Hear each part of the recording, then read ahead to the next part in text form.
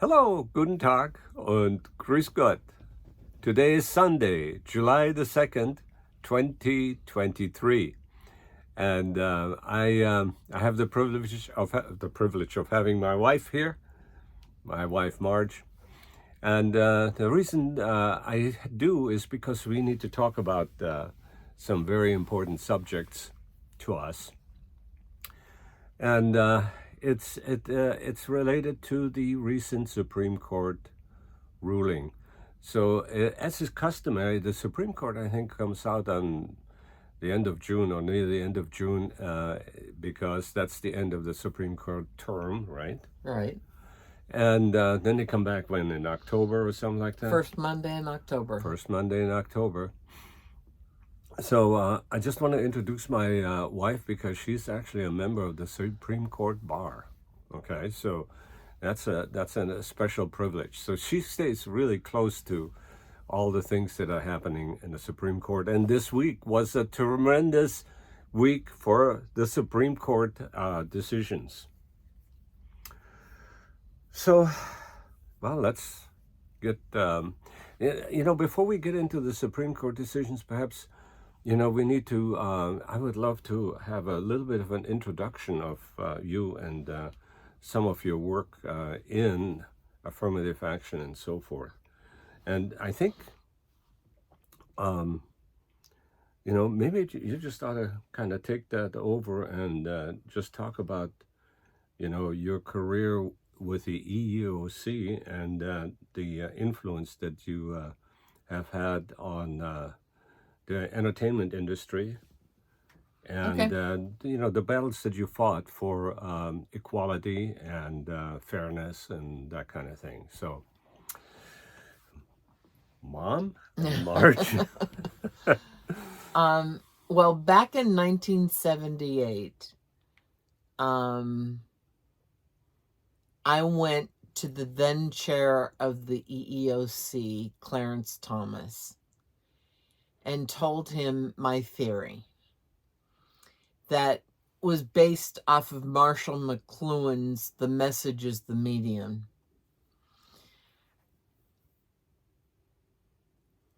And the theory was this, that if we saw blacks and Hispanics doing everyday jobs like judgeships and doctors and all sorts of professions, instead of constantly seeing them on TV as thugs and bad guys, that would enable society to change, because they would become used to seeing blacks and Hispanics in those roles, and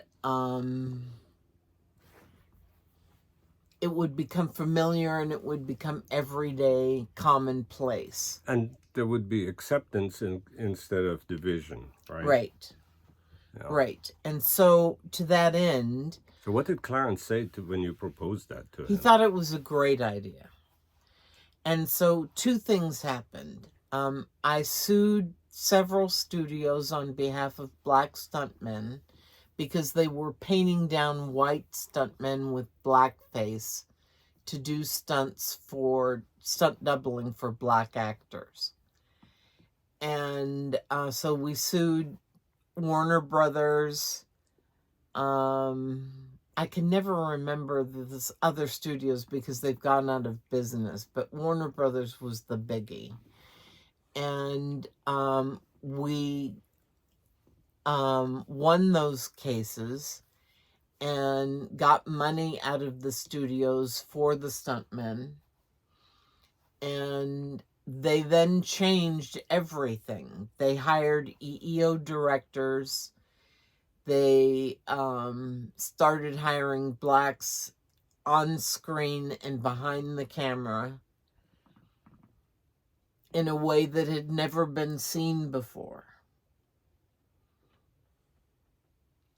Fast forward a few decades. Well, hold on just one second. You're not taking enough credit, I think, for what has happened. So you came with this idea to the head of the EEOC, Clarence Thomas, because he was not yet a judge. Right. And you said, how old were you then? 27. Okay. This 20-something, have a solution for ending discrimination in the professions, and in particularly in the entertainment industry, because that's where all of the discrimination was rampant, right? Mm-hmm. And it was, of course, rampant in all kinds of other businesses too. Even was the what do they call that? The Equal Opportunity Act, or that was during the Johnson administration. 1964 Civil Rights Act. Civil Rights Act. So that was already in place, right? Mm-hmm. And it was kind of like the Civil War. There was the Emancipation Proclamation. The war was over, but slavery just didn't kind of go away Right. for a long time. Anyway, yeah, I think that's. I have to keep reminding you that this is a big deal.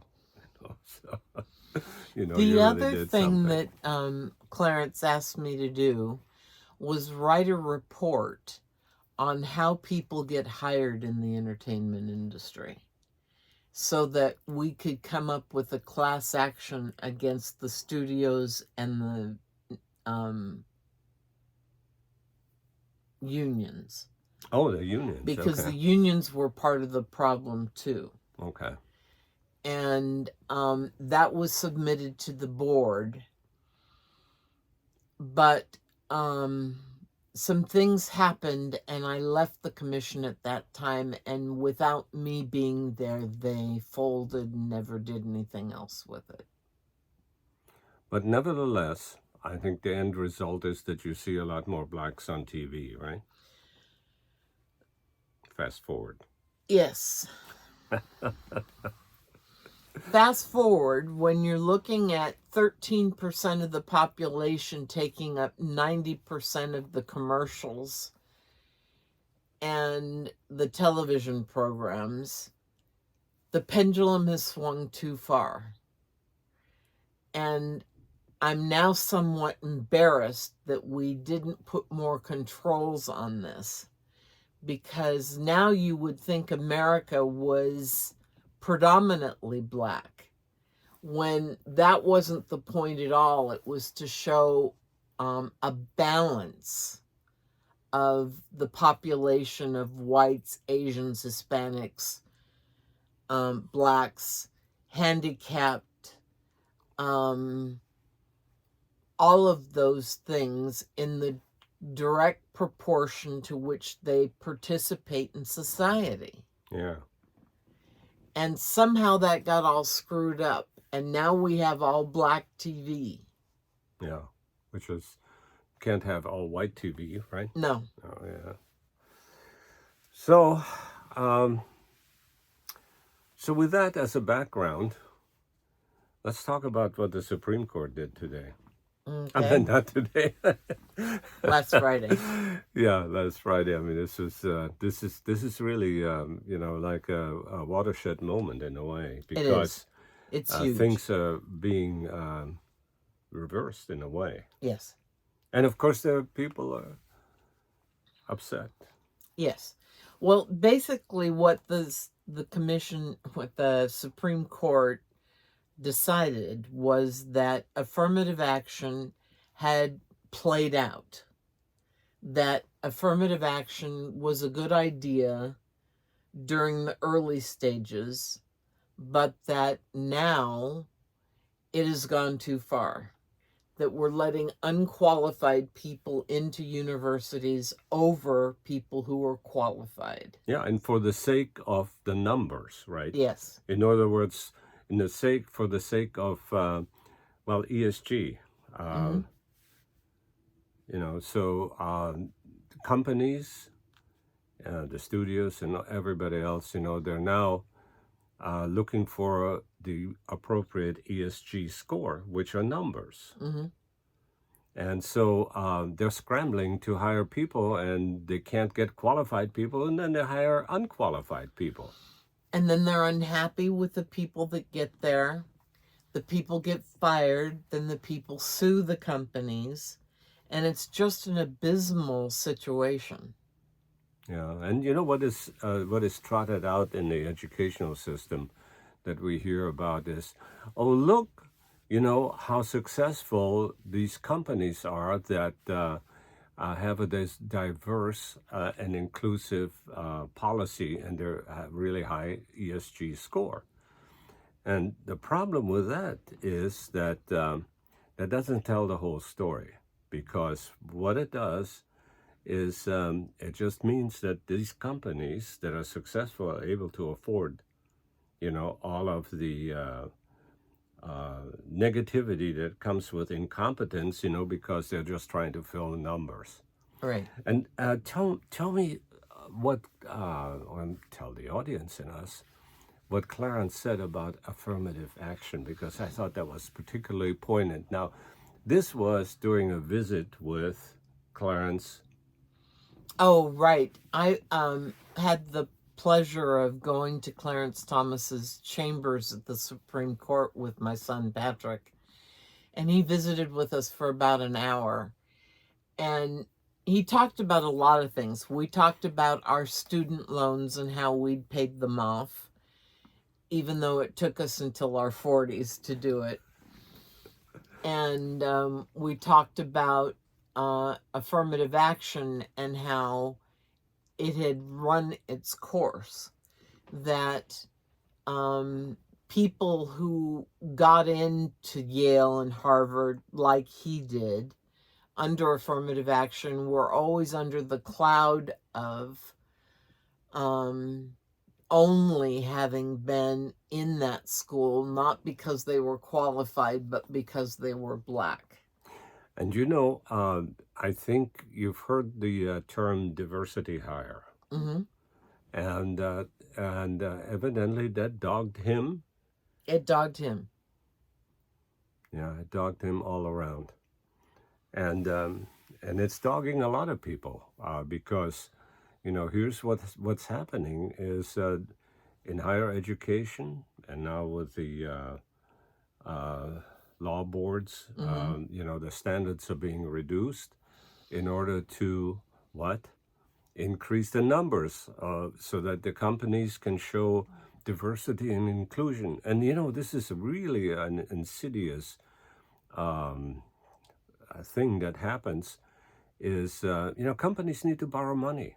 They need to borrow money for payroll because, you know, they don't have all that money at hand. And, you know, the banks, you know, are now asking, so what is your ESG score? Well, it's not as high as it could be. So if you can't improve this, you know, you can't get these cheaper loans, you know. And so this is really it's problematic. So what has the Supreme Court done with 3 watershed decisions, right? Mm-hmm. One is the Harvard and Yale, right? Right. They ruled that affirmative action programs that allowed people into schools based on their race as opposed to their merit were unconstitutional. Yeah.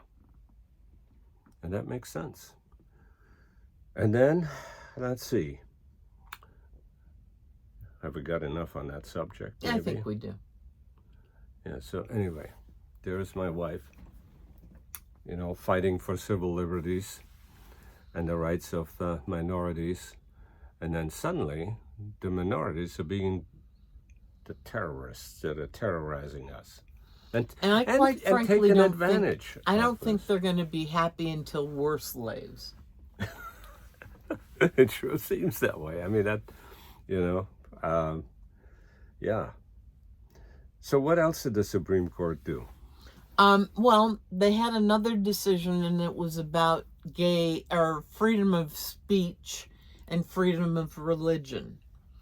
There was a woman who put together websites for marriages, And she said that she had been approached by people to do gay wedding websites, and she didn't want to do them because it was against her moral beliefs and against her right to free speech. And Christian values.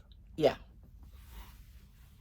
And so the Supreme Court looked at it, and under Colorado law, which is quite extensively, you can't do anything against gays.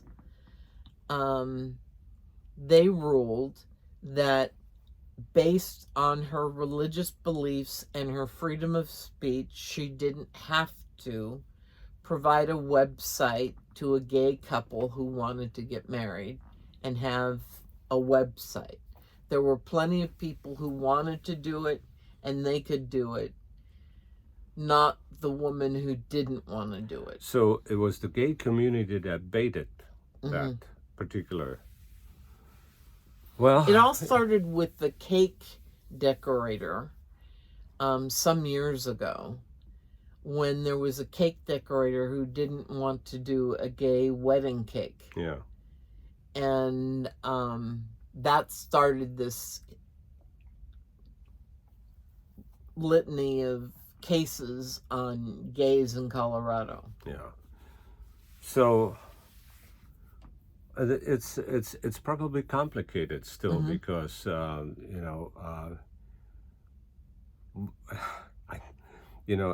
don't think we're really against gays, are we? No. We're well, I mean, when it comes to this transgender stuff, in the alphabet community, I think we ought to leave our kids alone and not mutilate them. If they were born with one gender or the other, maybe that's something for a later time, and maybe I don't know enough about this, but when it comes to freedom of speech, freedom of choice, of association, and so forth, we shouldn't give up those values as far as I'm concerned, And then we had another big decision by the Supreme Court, and that was student loans. Student loans. The president had used Obama's theory of enacting laws by pronouncing an edict that student loans would be forgiven to a certain extent. And he based it on President Trump having given a moratorium on student loans during the pandemic. Yeah, and the payback, right? Right. Yeah. And he went further and said it'll continue and you don't have to pay back what you haven't paid already. And in fact, we'll forgive up to $20,000 and maybe more in some cases, depending on what kind of job you've chosen to take outside of school. And the Supreme Court looked at that and said, the president doesn't have the right to, with a stroke of a pen, change legislation, what should be the duty of the legislature. All right. The Congress is the one that enacts the right, spending bills. Spending, yeah. Not the president. Right. So it was basically a week of wins for what we believe is right, and this whole legislation of affirmative action, somebody just recently said something like, maybe you can quote me better, that it was never intended that it become the norm, or it was never intended that that it'll be forever. And now people have had it so long that For they don't want to 40 give years. it up, right? They don't want to give it up. It was never intended to be a perpetual thing. Yeah. It was a remedy for a short-term problem, And 40 years is the end of that short-term problem, according to the Supreme Court. Okay, well, I think we've done this this video, you know. So thank you very much for coming on You're welcome. and even showing yourself, you know, which is you know, she's been a kind of a little reluctant, you know, would like to speak in the background, you know, but not in the foreground.